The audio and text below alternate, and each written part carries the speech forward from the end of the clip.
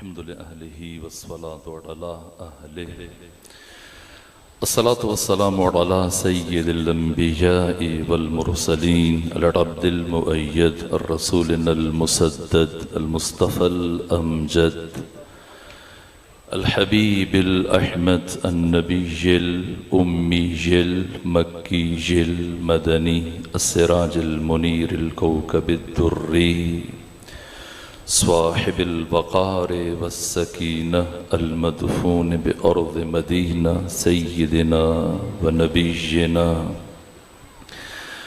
وشفيع ذنوبنا وطبيب قلوبنا وحبيب نفوسنا ومولانا أبي القاسم محمد المصطفى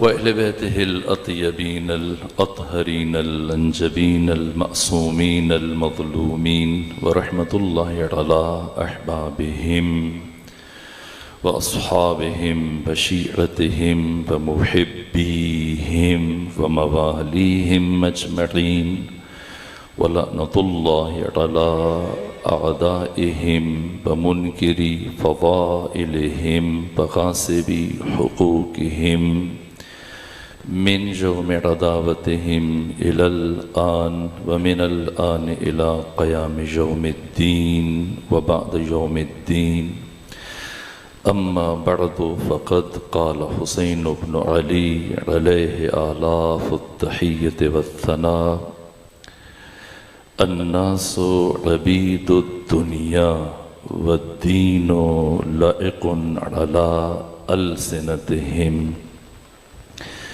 إذا محسوا بالبلاء قل الديانون صلوات بھیجیے خاندان فاطمہ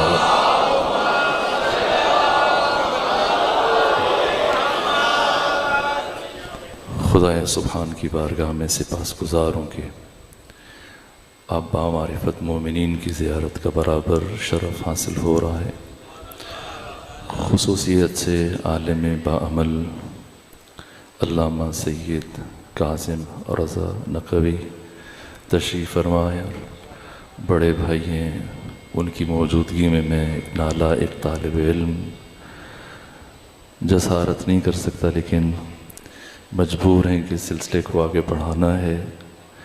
میں نے آپ کی خدمت میں سرور و سالار شہیدان راکب دوش رسول فرزند رسول حسین ابن علی علیہ آلاف و تحیت و ثنا کا یہ تاریخی جملہ بیان کیا. حضرت فرماتے کہ الناس عبید الدنیا. ہوا کیا؟ بالآخر ختمی مرتبت امام الانبیاء سید الرسل جس منبر پر اور جس مسند پر برابر 10 سال مسند نشین رہے، جہاں بیٹھا کرتے تھے، 50 سال گزرنے کے بعد اسی منبر پر اسلام کا سب سے بڑا دشمن، کائنات کا غلیظ ترین، نجس ترین، پلید ترین فرد بنام یزید ابن معاویہ ابن ابو سفیان ابن حرب ابن امیہ اسی مسند تک پہنچنے میں کامیاب ہو گیا. یوں معیار بدلا. اولاد مصطفیٰ اور اولاد ابو سفیان کے درمیان جو حیثیت محمد مصطفیٰ کی اولاد کی تھی، وہ حیثیت دشمن اسلام کو حاصل ہوئی. اور ابو سفیان کی اولاد مسند نشین ہے اور محمد مصطفیٰ کی اولاد اسی یزید کے سامنے رسن بستہ بے ردا ہزاروں اجنبیوں کے درمیان کھڑی ہے. یہ تاریخ کا عدیم النظیر انقلاب کیسے برپا ہوا؟ کیا دفعتاً ایسے ہوا جیسے ہمارے الیکٹرانک میڈیا پہ، سوشل میڈیا پہ نام نہاد دانشور بیٹھ کے سرعت سے یہ کہہ کے آگے بڑھ جاتے ہیں 2 افراد کی جنگ، 2 شہزادوں کی جنگ. یزید اور حسین کی جنگ نہ، بات اتنی سادہ نہیں ہے۔ یزید کیسے یزید بنا اور یزید جیسا فرد کس طرح سے مسند ختمی مرتبہ تک پہنچنے میں کامیاب ہوا، یہ امت کو بتانا ناگزیر ہے۔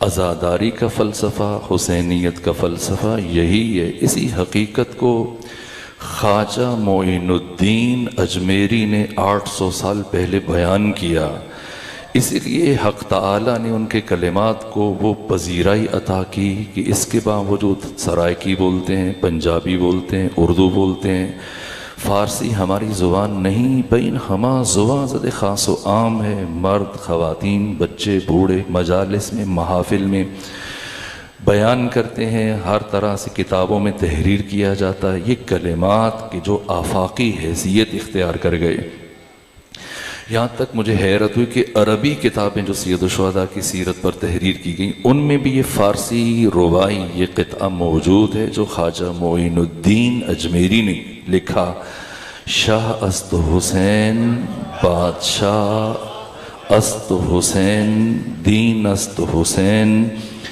دین پناہ۔ یہ اضراب کرتے گئے، تدریجاً آگے بڑھتے گئے، تعلی کرتے گئے، پہلے شاہ کہا، پھر لفظ شاہ سید الشہداء کے لیے خواجہ معین الدین کو جچا نہیں۔ البتہ یہ وہ شاہ نہیں ہے کہ جو لکڑی کے تخت پر بیٹھتا ہے، درہم و دینار کا مالک ہوتا ہے، لوگوں کے جسموں پر حکومت کرتا ہے۔ یہ شاہی اجمیری کی نگاہ میں کبھی بھی حسین کو سجتی ہوئی معلوم نہیں ہوتی۔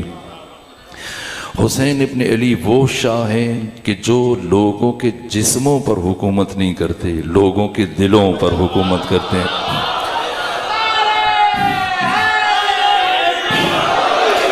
جس کی حکومت لوگوں یا علی جسموں کی حکومت محو ہو جاتی ہے، ختم ہو جاتی ہے۔ کتنے حکمران آئے، منو مٹی تلے دفن ہو گئے، نہ نام ہے، نہ نشان ہے، نہ قبروں کا پتہ ہے، نہ ذکر باقی ہے، نہ حسین ابن علی دلوں کے حکمران ہے۔ پہلے لفظ شاہ کہا لیکن تشفی نہیں ہوئی، اس لیے کہ شاہ کی شاہی سرمدی نہیں ہوتی، ابدی نہیں ہوتی، آفاقی نہیں ہوتی، اس لیے پھر اضراب کرتے ہوئے آگے بڑھے اور لفظ بادشاہ کہا۔ بادشاہ یعنی جس کی شاہی لازوال ہوتی ہے، لافانی ہوتی ہے، دائمی اور ابدی اور سرمدی ہوتی ہے۔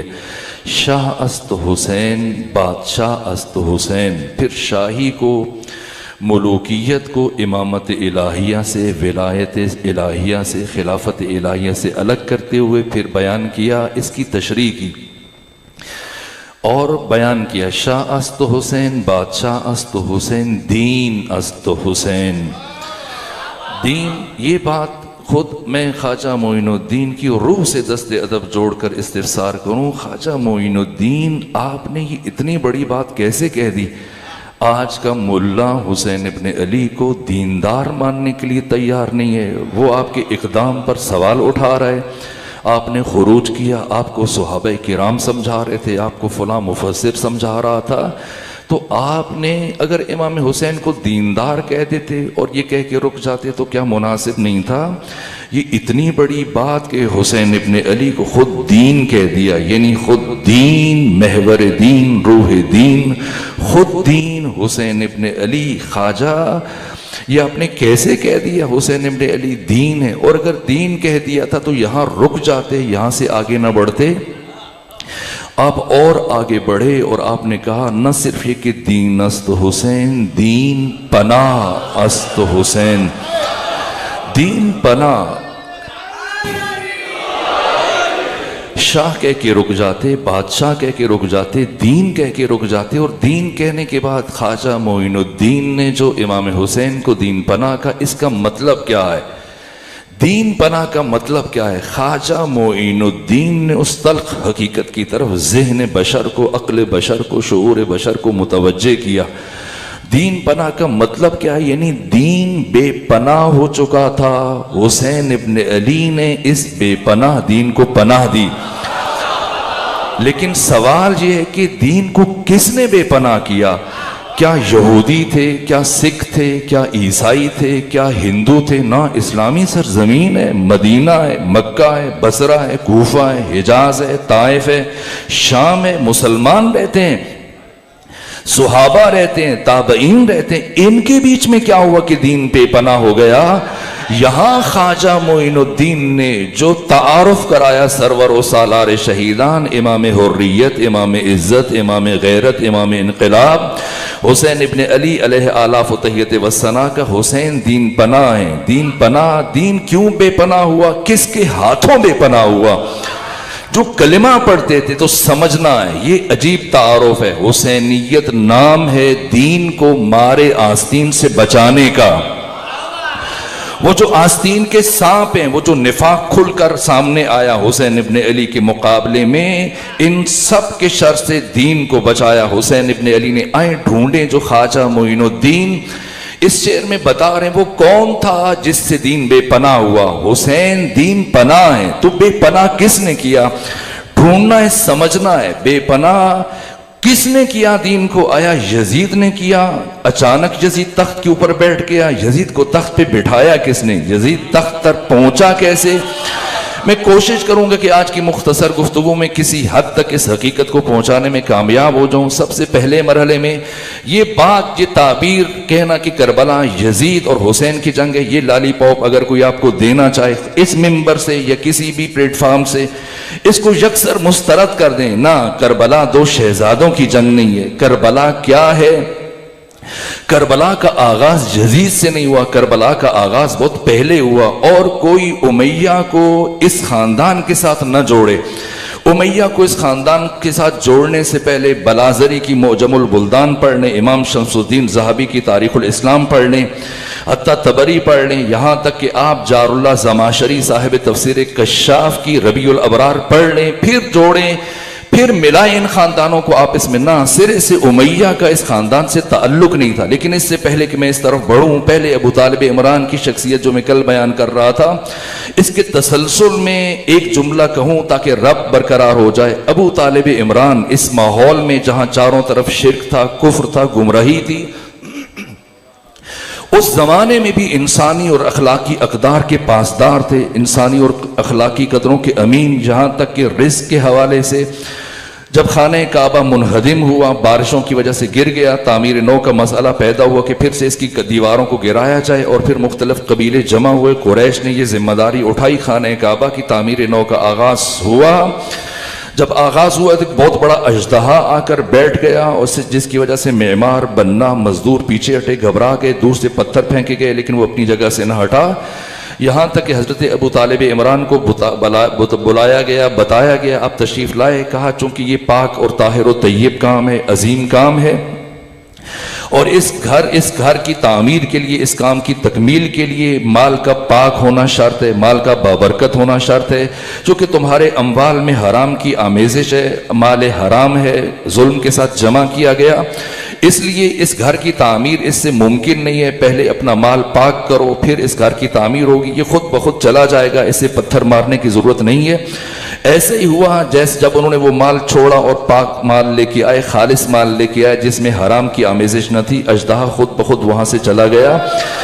یہ قدریں ہیں جناب ابو طالب عمران۔ آپ دیکھیں جتنے بھی قبیلے تھے ان کے بت موجود تھے خانہ کعبہ میں، 360 بت جمع تھے، ہر قبیلے کا اپنا بت، مختلف دھاتوں سے بنے ہوئے، مختلف چیزوں سے بنے ہوئے، لکڑی سے بنے ہوئے، مٹی سے بنے ہوئے، پتھر سے بنے ہوئے، ان کے لیے حلوے بنا کے لاتے تھے، عبادت کرتے تھے، پھر ان کو خود بعد میں حلوہ کھا کے چلے جاتے تھے۔ یہ 360 بت جائیں ڈھونڈیں تاریخ عرب میں، تاریخ اسلام میں، تاریخ انسانیت میں، ان 360 بتوں میں قبیلہ بنی ہاشم کا کوئی بت موجود اور کبھی ابو طالب عمران نے کسی بت کے سامنے اپنی پیشانی کو خم کیا ہو؟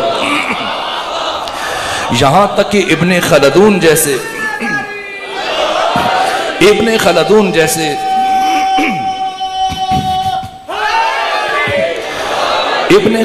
جیسے متعصب مورخ نے تحریر کیا کہ جب شراب خوری عام تھی، جب جوا قمار بازی عام تھی، جب ہر فرد شراب پی رہا تھا، بوڑھے، بچے، جوان، ایک عام روٹین سمجھی جاتی تھی، اس زمانے میں بھی کبھی جناب حضرت ابو طالب عمران نے اپنے پدر بزرگوار حضرت عبد المطلب کی مانند کبھی بھی زندگی میں ایک مرتبہ 83 سالہ حیات طیبہ میں شراب کو ہاتھ تک نہیں لگایا۔ یہ کون لوگ ہوتے ہیں؟ عام فرد زمانے سے متاثر ہوتا ہے، اپنے اطراف سے، اپنے اکناف سے، اپنے ماحول سے، ارد گرد سے متاثر ہو کر ان کے رنگ میں رنگ جاتا ہے، لیکن کچھ ایسی الہی شخصیتیں ہوتی ہیں کہ بجائے زمانے کا اثر، ماحول کا اثر، محیط کا اثر قبول کریں، وہ خود زمانوں پر اثر انداز ہو جاتے ہیں، وہ محیط پر اثر انداز ہو جاتے ہیں۔ ابو طالب عمران وہ برجستہ ترین، وہ عظیم الشان شخصیت ہیں، علم میں، ادب میں، معرفت میں، بصیرت میں، انسانی اور اخلاقی قدروں میں۔ جناب ابو طالب عمران کی وہ شخصیت کے مورخین نے لکھا کہ ایک مرتبہ بہت سارے علم اور معرفت کے متلاشی، ادب کے متلاشی پہنچے احنف بن قیس کے پاس اور اس سے کہا کہ تو جو اتنا بڑا سردار ہے، اتنا بردبار، اتنا حلیم، اتنی صفات کا حامل، یہ سرداری کے اصول تم نے کہاں سے سیکھے ہیں؟ تو اس نے کہا کہ میں نے حلیم عرب، حکیم عرب اقسم بن سیفی سے یہ سیکھے ہیں۔ وہ سب چلے گئے، وہاں سے اٹھے اقسم بن سیفی کے پاس،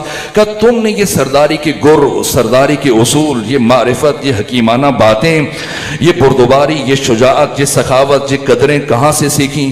تو انہوں نے جو جملے کہے تمام تاریخوں میں موجود ہے، کہا کہ من حلیف الحلم والادب سید العرب سید العجم والعرب ابی طالب بن عبد المطلب، میں نے یہ سارے کے سارے اصول ابو طالب عمران سے سیکھے ہیں۔ ابو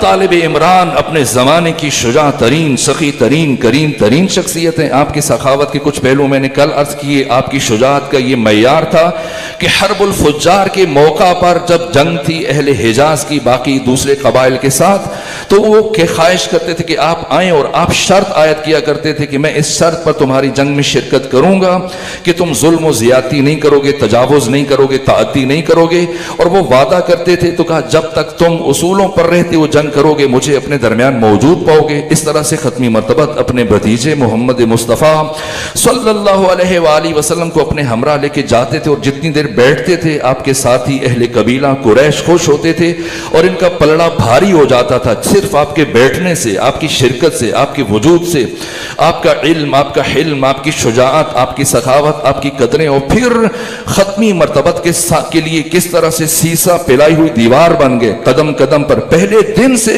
ختمی مرتبہ کی جب تربیت کی، پرورش کی ذمہ داری آپ کے کندھوں پر آپ کے پدر بزرگوار حضرت عبد المطلب نے ڈالی بچپنے سے، تو اپنے تمام بچوں میں سے، بیٹیوں میں سے جب دسترخوان بچھا دیا جاتا تھا کسی کو اجازت حاصل نہیں ہوتی تھی کہ وہ دسترخوان کی طرف ہاتھ بڑھائے جب تک کہ ختمی مرتبہ تشریف نہ لے کے آ جائیں، اور جب ختمی مرتبہ کھانے کی طرف ہاتھ بڑھاتے تھے پھر باقی لوگ کھانا شروع کرتے تھے، یہاں تک کہ دودھ کا ایک پیالہ وسط میں ہوتا تھا اور پھر کسی کو اجازت نہیں ہوتی تھی کہ وہ پہل کرے جب تک ختمی مرتبہ اٹھا کر اس سے سیراب نہ ہو۔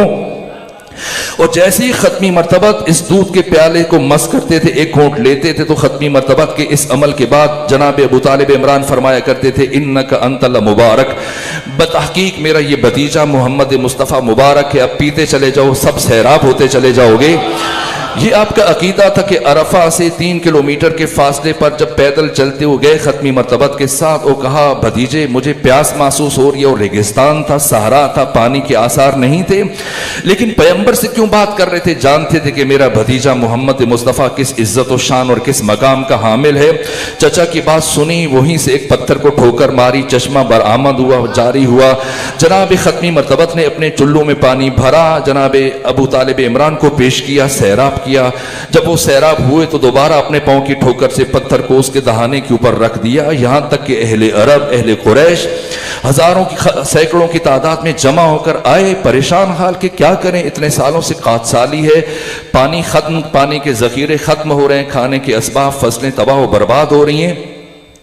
اور پہنچے اسے امام شمس الدین ذہبی نے تاریخ الاسلام میں کہا کہ پہلے جب یہ بات چھڑی کہ کیا کریں، ہم تو مر جائیں گے، نقل مکانی کریں، حجاز کو چھوڑ کے چلے جائیں، مکہ کو چھوڑ کے چلے جائیں، تو کچھ بزرگوں نے کہا کہ جب تمہارے درمیان یادگار ابراہیم، اولاد اسماعیل، ابو طالب عمران موجود ہے تو تمہیں پریشان ہونے کی کیا ضرورت ہے؟ سب آپ کے پاس پہنچے، یہ سینکڑوں افراد، جیسی خواہش کی کہ آپ دعا کریں۔ جناب ابو طالب عمران نے اپنے بھتیجے محمد مصطفیٰ کو اٹھایا، گھر سے چلتے ہوئے خانہ کعبہ میں آئے، آئے اور جناب ختمی مرتبت کو مس کیا خانہ کعبہ کے ساتھ، اور آپ کی انگلیوں کو آسمان کی طرف بلند کر کے اپنے ہاتھوں کے وسط میں رکھ کے دعا مانگی.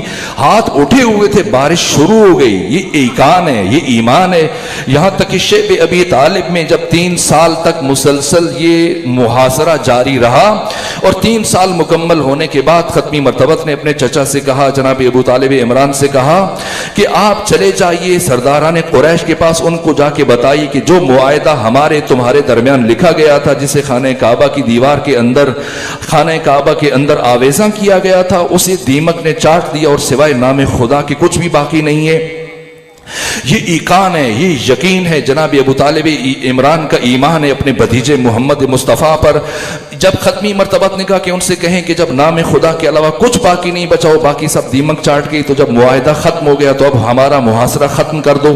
ابو طالب عمران نے پلٹ کر ختمی مرتبت سے یہ نہیں کہا کہ آپ سوچ لیجئے مبادا ایسے نہ ہو اور مجھے دشمنوں کے سامنے شرمندہ ہونا پڑے. یہ ایقان، یہ یقین، یہ اطمینان ختمی مرتبت کی شخصیت پر جیسی بھتیجے سے سنا، چل کے کہا، اور ایسا ہی ہوا. جب انہوں نے خانہ کعبہ کا دروازہ کھولا، تحریر اٹھائی، نام خدا کے علاوہ سب کچھ دیمک کے ساتھ سب محو ہو چکا تھا. اتنا ایقان اس ابو طالب عمران کے ایمان پر جسارت کی جائے جو صلح حدیبیہ کے موقع پر یوں کہے کہ مجھے آج محمد مصطفیٰ کی رسالت پر جتنا شک ہوا اس سے پہلے کبھی شک نہیں ہوا، وہ مسلمان بن جائے، اس کو سارے تمغے دے دیے جائیں، اور جس کا یقین اس سطح پہ کہ حق الیقین کی منزل پہ ہو، اس ابو طالب عمران کے ایمان کے اوپر اس طرح سے تنا زنی کی جائے، گستاخی کی جائے. ابو طالب عمران جو رسول اسلام کے سب سے بڑے مدافع ہیں، ان 10 سالوں میں سوچیں ختمی مرتبت کو ہجرت کی ضرورت کیوں پیش نہیں آئی. اور پھر آخری 2 سال ابو طالب عمران کی رحلت کے بعد یہی مکہ ہے. ختمی مرتبت کو مکہ میں داخل ہونے کی اجازت نہیں ہے، اطراف میں پھر رہے ہیں، مشکلات کا شکار ہیں. جب تک ختمی مرتبت جب تک جناب ابو طالب زندہ تھے، موجود تھے، کسی کی جرت نہیں تھی. جب کافروں کے سردار جمع ہو کر آگے آتے تھے، جناب ابو طالب عمران سے مطالبہ کرتے تھے کہ اے ابو طالب، اپنے بھتیجے محمد مصطفیٰ کو منع کر دیں ورنہ ہم اسے راستے سے ہٹا دیں گے، ہم محمد کو قتل کر دیں گے. تو خود ابن خلدون نے لکھا، باقی مورخین نے لکھا کہ جناب ابو طالب عمران کافروں کے سرداروں کے جواب میں یہ جملہ کہا کرتے تھے کہ تمہیں محمد مصطفیٰ تک پہنچنے کے لیے اتنے بڑے سردار کے لاشے پر سے گزرنا پڑے گا، اس وقت تک تم محمد تک جا نہیں سکتے جب تک کہ مجھے منو مٹی تلے دبا نہیں دو گے.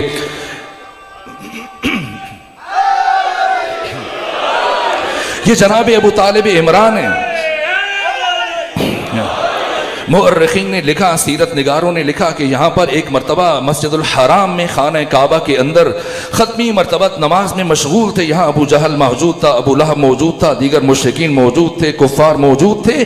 اور یہاں پر ابو جہل نے عبداللہ بن زبری کی طرف دیکھتے ہوئے کہا کون ہے جو محمد مصطفیٰ کی نماز کو خراب کرے. یہ گستاخ آگے بڑھا. قریب میں کچھ دیر پہلے ایک اونٹ کو ذبح کیا گیا تھا، اس نے اس کی اوجری اٹھائی، خون اٹھایا، آگے بڑھا اور حالت نماز میں ختمی مرتبت کے چہرے پر کپڑوں پر وہ گوبر اور خون مل دیا. اس حالت میں ختمی مرتبت پلٹے خانہ کعبہ سے مسجد الحرام سے گھر کی طرف گریا کرتے ہوئے نم آنکھوں کے ساتھ. جیسی نگاہ پڑی ابو طالب عمران کی، ایک مرتبہ پلٹ کر پوچھا اے محمد مصطفیٰ، میرے بھتیجے، کس نے تمہارے ساتھ یہ توہین کی ہے؟ جب آپ نے وہ نام بتائے اسی حالت میں اپنی شمشیر اٹھائی، تنہا، کسی جوان کو نہیں بتایا، کسی عزیز کو ساتھ نہیں لیا، نہ بیٹوں کو، نہ بھتیجوں کو، نہ کسی عزیز کو، تنہا. یہ جرأت ہے، یہ شجاعت ہے. وہ جو علی جیسے شجاع ترین انسان کا بھی باپ ابو طالب عمران اس طرح سے جرأت کے ساتھ، شجاعت کے ساتھ غیظ و غضب کے عالم میں مسجد الحرام میں داخل ہوئے. یہ سارے افراد موجود تھے، سارے سردار موجود تھے، تمسخر اڑا رہے تھے، ہنس رہے تھے، خوش ہو رہے تھے، قہقہے لگا رہے تھے کہ ہم نے محمد مصطفیٰ کو اس طرح سے نماز توڑ دی، اب جرأت نہیں ہوگی، اب دوبارہ کبھی محمد مصطفیٰ مسجد الحرام میں آ کر اس طرح سے نماز نہیں پڑھیں گے، ہمارے بتوں کی توہین نہیں کریں گے. اس عالم میں ابو طالب عمران خانہ کعبہ کے اندر داخل ہوئے، مسجد الحرام کے اندر داخل ہوئے. جیسے ہی باقی موجود افراد کی نگاہ آپ کے چہرے پر پڑی، اتنی ہیبت تھی، اتنی ابہت تھی، اتنا جلال تھا، وہ کیفیت تھی کہ سب گھبرانے لگ گئے. سب نے کوشش کی کہ دائیں بائیں کھسک جائیں، ادھر ادھر چلے جائیں، لیکن وہی مسجد الحرام کے دروازے سے داخل ہوتے ہوئے آپ نے بلند آواز سے کہا خبردار، اگر کسی نے اپنی جگہ بدلی یا اپنے مقام سے ہٹا، میں اس کا سر اس کے تن سے جدا کر دوں گا. پھر پھر کہا کہ بتاؤ تم میں سے کس نے میرے بھتیجے محمد مصطفیٰ کی شان میں گستاخی کی, کس نے ان کی اہانت کی؟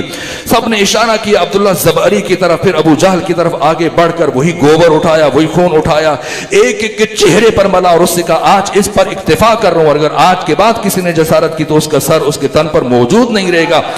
قدم قدم پر سایہ بن کر اس طرح سے ختمی مرتبت کی حفاظت کی, اس طرح سے آپ کو پہلے تجارتی سفر پر بھیجا, اس طرح سے آپ کے صدقے میں عربوں کو بارش برسا کے دکھائی, اس طرح سے قریش کا مقابلہ کیا, تمام تر قبائل کا مقابلہ کیا, اس طرح سے شعب ابی طالب میں 3 سالوں میں کس طرح سے آپ کی جگہ پر اپنے بیٹوں کو, اپنے بیٹے کو سلاتے ہیں. ہر شب میں 4 بیٹے ہیں, سب سے بڑے طالب ہیں, ان سے 10 سال چھوٹے عقیل ہیں, ان سے 10 سال چھوٹے جعفر ہیں, ان سے 10 سال چھوٹے علی ہیں. 4 بیٹے 3 سال میں. کبھی ایسے نہیں ہوا کہ جناب ابو طالب عمران نے پیغمبر گرامی اسلام کا بستر بدلتے ہوئے پیغمبر کی جگہ پر طالب کو لٹا دیا ہو, یا جعفر کو لٹا دیا ہو, یا عقیل کو لٹایا ہو. ہمیشہ پیغمبر کو اٹھاتے تھے اپنے بستر سے, پیغمبر کی جگہ علی کو لٹا دیتے تھے, علی کی جگہ پیغمبر کو. یہ بصیرت ہے. ابو طالب عمران دنیا کو بتاتے ہیں کہ معصوم کی جگہ صرف معصوم آ سکتا ہے. اس ترتیب سے جناب ابو طالب عمران نے قدم قدم پر جناب ختمی مرتبت کی مدد کی, حمایت کی, نصرت کی, تائید کی, آپ کے لیے سیسا پلائی ہوئی دیوار بن گئے. اور ایک مرتبہ جبکہ آپ کافی دیر تک ختمی مرتبت آپ کو نظر نہیں آئے, پتہ نہیں چلا کہ آپ کہاں ہیں, چاروں طرف جوانوں کو پھیلا دیا, تتبع تفوت چھان پھٹک ڈھونڈنے کے بعد آئے, کسی کو پتہ نہیں چل رہا تھا کہ ختمی مرتبت کہاں ہے. آپ کو یہ شک گزرا مبادا کسی دشمن نے آپ کو نقصان نہ پہنچا دیا ہو, اس لیے آپ نے اپنے تمام بنو ہاشم کے جوانوں کو جمع کیا, سب کے ہاتھوں میں ہتھیار دیے کہ خانہ کعبہ کے اندر چلے جاؤ, سارے سردار جمع ہیں, سب کی پشت پہ کھڑا ہو جائے, ایک فرد کی پشت پر ایک ایک جوان کھڑا ہو جائے. اور اگر کچھ لمحوں کے بعد جب میں ختمی مرتبت کو پیغمبر اسلام کو ڈھونڈنے کے بعد واپس پلٹوں گا, اگر میں خالی ہاتھ ہوا اور میرے ساتھ میرا بھتیجا محمد مصطفیٰ نہ ہوا, تو تم جس سردار کے پیچھے کھڑے ہو اس کا سر اسی لمحے اس کے سر کے تن سے جدا کر دینا. اسی طرح سے چلے گئے اور سارے جوان سرداروں کے پیچھے ایک ایک کر کے کھڑے ہو گئے, آستینوں میں اپنے خنجر چھپائے ہوئے. یہ جوان کھڑے ہمتن حالت انتظار میں کہ جب ابو طالب عمران آئیں پھر کیا فیصلہ کرنا ہے. اور آپ چاروں طرف ڈھونڈنے لگ گئے, یہاں تک کہ اسامہ بن زید سے سامنا ہوا. کہا کہ ابھی تک مجھے میرا بھتیجا محمد مصطفیٰ نظر نہیں آیا, کہ آپ نے دیکھا ہے کہ فلاں مقام پر آپ کے بیٹے علی ابن ابی طالب کے ہمراہ نماز میں مشغول ہیں, مناجات میں مصروف ہیں. سن کر تشفی نہیں ہوئی, تسلی نہیں ہوئی, اطمینان نہیں ہوا. چلتے ہوئے آگے بڑھے, خود 3 کلومیٹر کا سفر طے کر کے جب پہنچے دیکھا کہ واقعاً ہاں, پھر ختمی مرتبت کو اپنے ہمراہ لائے, گھر نہیں گئے, دوبارہ خانہ کعبہ کی طرف رخ کیا مسجد الحرام میں, اور ختمی مرتبت کو ہمراہ لا کر جیسے ہی داخل ہوئے سب کو خطاب کرتے ہوئے تمہیں پتا ہے یہ تمہارے پیچھے جو جوان کھڑے ہیں یہ کیوں کھڑے اور کس نے انہیں کھڑا کیا؟ کہ ابو طالب عمران ہمیں معلوم نہیں کس نے کھڑا کیا, کہ میں نے انہیں حکم دیا کہ تم سب کے پیچھے کھڑے ہو جاؤ. آج اگر میں خالی ہاتھ جہاں پر قدم رکھتا تو تم میں سے کسی کا سر اس کی گردن پر موجود نہ ہوتا. لہٰذا اگر کسی کے ذہن میں, کسی کے ذہن میں, کسی کے شعور و لاشعور میں یہ خیال موجود ہے کہ وہ میرے بھتیجے محمد مصطفیٰ کو راستے سے ہٹائے گا, تو اتنا ذہن میں رکھے کہ پھر اس کا سر بھی اس کی گردن پر موجود نہیں رہے گا. یہ ابو طالب عمران جنہوں نے زندگی بھر ختمی مرتبت کی مدد کی, حمایت کی, نصرت کی, تائید کی, ان کے بارے میں گستاخیاں کرنا نہ. تاریخ کربلا کا آغاز جہاں سے ہو رہا ہے. اب میں جن کرداروں کو عالم باعمل سید بزرگوار کی موجودگی میں بیان کروں گا, خود آپ بھی توجہ کیجیے تاکہ سمجھ میں آ جائے بات چلی کہاں سے ہے.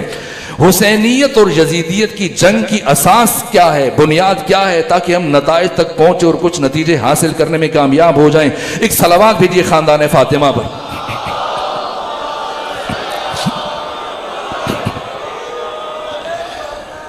حسین ابن علی کون ہے؟ آپ کے پدر بزرگوار علی ابن ابی طالب علیہ السلام, اور علی ابن ابی طالب علیہ آلاف و تحیت والثناء جناب حضرت ابو طالب عمران کے فرزند ہیں.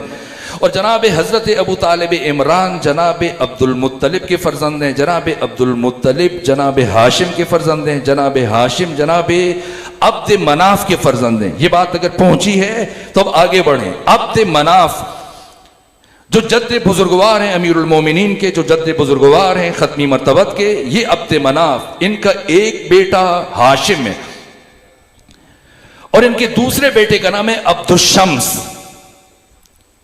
یہ عبد الشمس اور عبد مناف, عبد الشمس اور ہاشم یہ دو بھائی ہیں,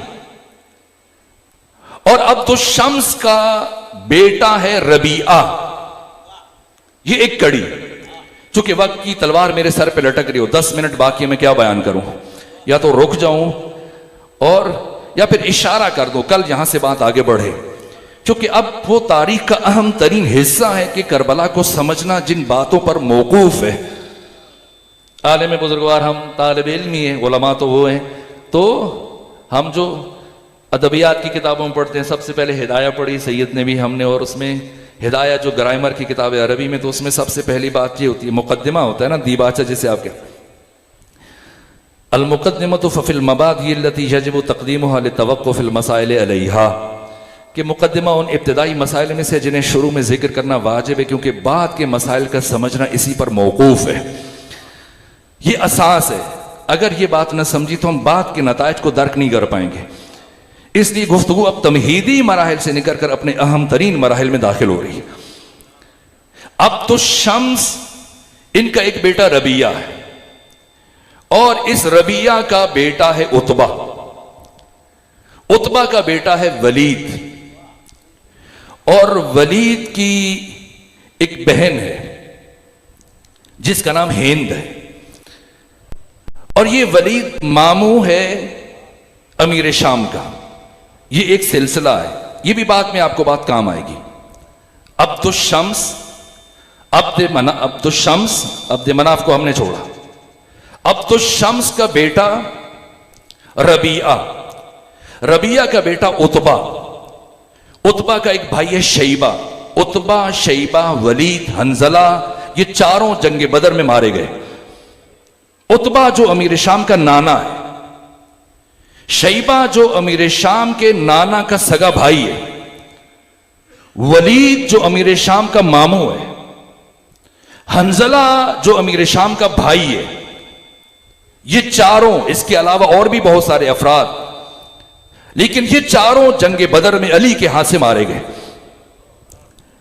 یہ اولاد ہے عبد الشمس کی.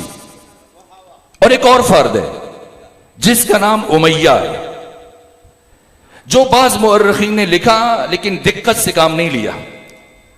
موجم البلدان میں جناب بلازری نے، ربیع الابرار میں صاحب تفسیر کشاف جار اللہ زماشری نے، اور بڑی بڑی کتابوں میں متفق علیہ، یہ تمام اہل تسنن کی وہ بنیادی ترین کتابیں اور ماخذ ہیں، سب نے لکھا کہ امیہ عبد الشمس کا غلام تھا، جسے عبد الشمس نے شام سے خریدا.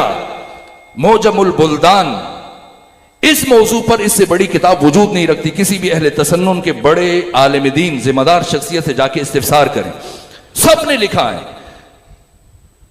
امیہ غلام ہے عبد الشمس کا. اس نے شام سے خریدا اور پھر اپنے ساتھ مکہ لے کے آ گیا. اور چونکہ پرلے درجے کا بدکردار تھا، زانی تھا، شرابی تھا، وہ واقعات کے میں اس ممبر سے ان کی طرف اشارہ بھی نہیں کر سکتا. یہاں تک کہ اس نے بنو ہاشم کی مخدرات کی نسبت سے تجاوز کرنے کی کوشش کی. اسے پیٹا گیا، مارا گیا، اور بعد میں اسے مکہ سے نکال دیا گیا، اور یہ دوبارہ سے امیہ شام چلا گیا، اور 10 سال شام رہا. اور ان 10 سالوں میں جہاں اس نے اور بہت ساری جنایتیں کی، ظلم کیے، گناہ کیے، ان میں سے ایک اس نے شوہردار خاتون سے قربت اختیار کی، جس کے نتیجے میں ایک بیٹا پیدا ہوا. اور اس کی پیدائش کے موقع پر یہ اس کے گھر چلا گیا اور جھگڑا کیا کہ یہ تو میرا بیٹا ہے، اور لے کے آ گیا. اس کا نام زکان رکھا، زکان، جس کی کنیت ابو عمر ہے. ایک یہ کردار. دوسرا کردار، اس کا دوسرا بیٹا پیدا ہوا جس کا نام ہے ابو العاص. تیسرا بیٹا پیدا ہوا جس کا نام رکھا اس نے حرب.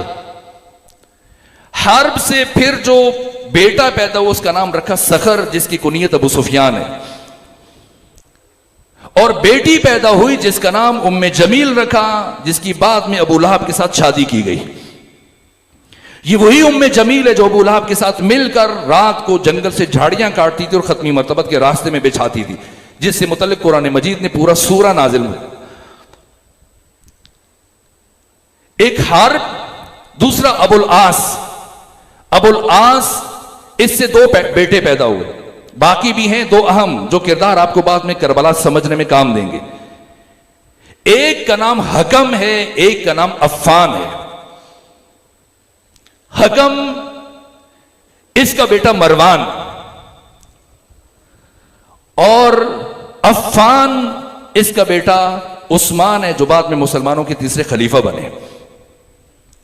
یہ ابو العاص، یہ امیہ کا بیٹا.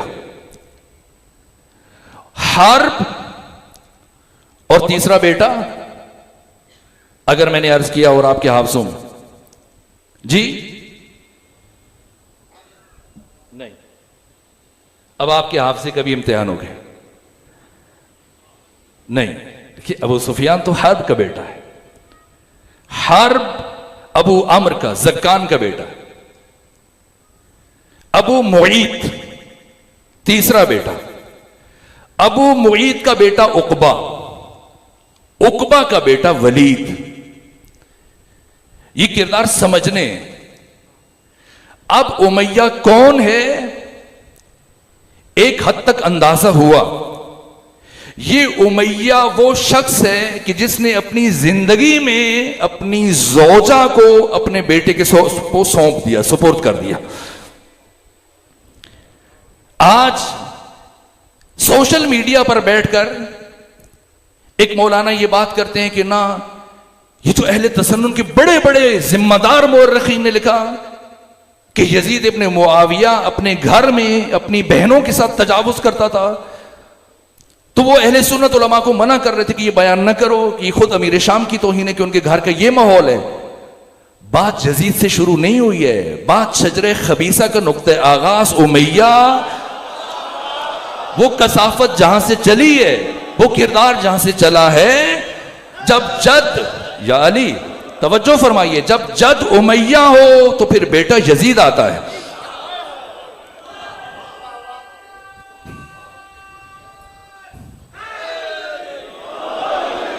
یہ کردار ہیں. کون مد مقابل؟ معمولی بات ہے ثانی زہرا کے سر سے چادر اتارنا. کوئی کافر یہ کام نہ کر سکتا. گفتگو یہیں روکی، یہاں سے آگے کل بڑھ جائے گی. اور یہ تاریخ کے اہم ترین مراحل ہیں، اس لیے اب میں مزید بیان نہیں کروں گا کہ باتیں پھر تشنا اور ادھوری رہ جائیں گی. میں تشفی اور تسلی اور اطمینان سے کل یہیں سے اپنی بات شروع کروں گا. کسی عیسائی کو جرت نہیں ہوئی، جہاں عیسائی چادریں تقسیم کر رہے تھے، یہ کون لوگ تھے جو مخدرات عصمت و طہارت کے سروں سے چادروں کو اتار رہے تھے؟ چلے اگر یزید کو حسین سے دشمنی تھی تو کربلا پہ جنگ ختم ہو جاتی. محمد مصطفیٰ کی بیٹیوں کو بازاروں میں کیوں لے کے آیا؟ میں اللہ کی قسم کھا کے کہتا ہوں، اگر یہ 72 ان کی لاشوں کے ٹکڑے ٹکڑے ہو جاتے میدان کربلا میں، اہل تشیع صبر کر لیتے، اپنی آنکھ سے آنسو نہ بہاتے، کبھی گلیوں میں، کبھی بازاروں میں، کبھی مختلف مقامات پر جمع ہو کر آہو فغاں کی آوازیں بلند نہ کرتے اگر محمد مصطفیٰ کی بیٹیوں کو بازاروں میں نہ لایا جاتا. یہ وہ درد ہے کہ قیامت تک کوئی غیور اور باضمیر انسان اس بات کو فراموش نہ کر سکے گا. علامہ ہلی نے عمل کیا، اور جب عمل کیا زیارت ناہیہ پڑھی اور انہیں خواب میں امام زمانہ کی زیارت نصیب ہوئی، تو انہوں نے امام زمانہ سے استفسار کیا، فرزند رسول یہ آپ کے کلمات ہیں کہ میں صبح اور شام خون کے آنسو بہاتا ہوں؟ کہاں ہلی یہ میرے کلمات ہیں. کہ اس لیے خون روتے ہیں کہ علی اکبر و عباس و قاسم یہ شہید ہوئے ان کی یاد میں؟ فرمایا نہ. کہ پھر اس لیے روتے ہیں کہ آپ کے جد حسین شہید ہوئے؟ فرمایا صرف اس لیے نہیں. کہ پھر خون کے آنسو کیوں بہاتے ہیں؟ کہ سنو، آج اگر یہ سارے ہوتے تو یہ سب کے سب خون کے آنسو بہا رہے ہوتے. ہندوستان کے عالم دین ہیں جناب سبزواری، یہ آیت اللہ محسن الحکیم کے پاس بیٹھے ہوئے تھے باقی عراق کے علماء کی موجودگی میں. اور جب آغا سبزواری نے آیت اللہ محسن الحکیم سے سوال کیا کہ یہ جو مقتل کی کتابوں میں جملہ ملتا ہے کہ سید سجاد 35 سال خون کے آنسو بہاتے رہے، یہ مجازن ایک تعبیر ہے، اسباب مثال کہتے ہیں، یہ واقعاً کبھی انہوں نے خون کے آنسو بہائے؟ آیت اللہ موصل حکیم نے بجائے جواب دینے کے اپنی گود میں پڑا ہوا ایک سفید رومال اٹھایا، اسے آنکھوں سے لگایا اور کچھ لمحے لگائے رکھا، اور تھوڑی دیر کے بعد جب دوبارہ اپنی ران کے اوپر رکھا تو آگے سبزواری کہتے ہیں میں نے دیکھا اس پر خون کے 2 سرخ دھبے موجود تھے. یعنی 1400 سال گزرنے کے بعد اگر کوئی نائب امام با عمل عالم دین ان مصائب کو تصور کرے تو اس کی آنکھوں سے خون جاری ہو جائے. اور وہ سید سجاد جو اپنے سامنے کھڑے ہو کر اپنی بہنوں اور پھپھیوں کو بے ردا دیکھ رہے تھے، امام زمانہ نے فرمایا اگر آج جس سارے ہوتے، سارے خون کے آنسو بہا رہے ہوتے. امام موسیٰ کاظم، میں نے پڑھا ہے تاریخوں میں عام طور پہ کہا جاتا ہے 14 سال، میں نے ایک سنوں سال کو جب جمع کیا 16 سال زندان میں رہے، 16 سال زندان میں رہے. اور آخر میں داروغ زندان نے پوچھا اتنے سالوں سے زندان میں کبھی سیدھی طرح کھڑے نہیں ہو سکے، 16 سال حالت رکوع میں گزار دیے، اتنی مشکلیں برداشت کی، آپ کو تازیانوں سے مارا گیا، اذیتیں دی گئیں، کبھی اپنی مصیبت پر گریہ نہیں کیا، جب بھی روئے یہی کہا ہائے دادی زینب. کا داروغہ تو سمجھ نہیں پائے گا، اس لیے کہ میرے ساتھ بہنیں نہیں ہیں، بیٹیاں نہیں ہیں، اس لیے روتا ہوں کہ محمد مصطفیٰ کی بیٹیاں جب شام شہر میں داخل ہوئیں مغرب کی آذانیں ہو رہی تھی.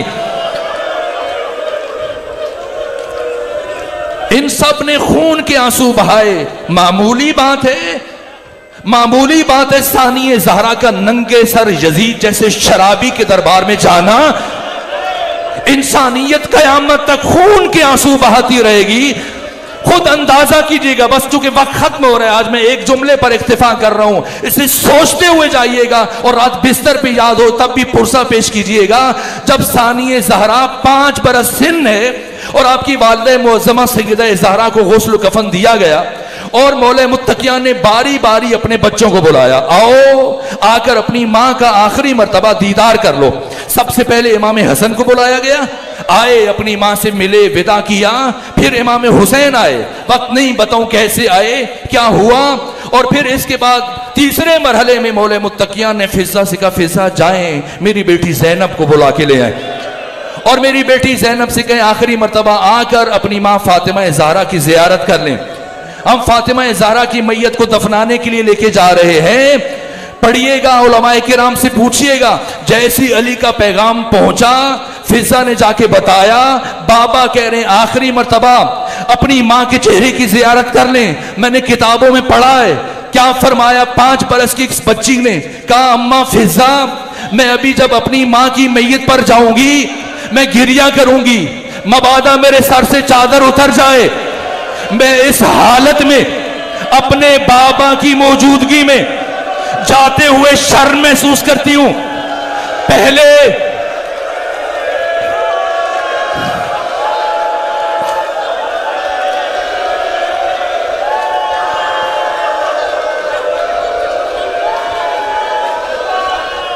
اجرکم علی اللہ. فاطمہ زہرا آپ سے راضی ہو، امام زمانہ آپ کے اشکوں کا خراج قبول کریں. اے فضہ، اماں فضہ، اماں فضہ پہلے میرے بابا سے کہیں وہ حجرے سے باہر چلے جائیں تاکہ میں اپنی ماں کی میت پر آ سکوں. ارے وہ بی بی جو 5 برس کی عمر میں اپنے بابا کے سامنے آتے ہوئے شرم محسوس کر رہی ہے، اللہ جانے ننگے سر یزید جیسے شرابی کے دربار میں کیسے آئی ہوگی.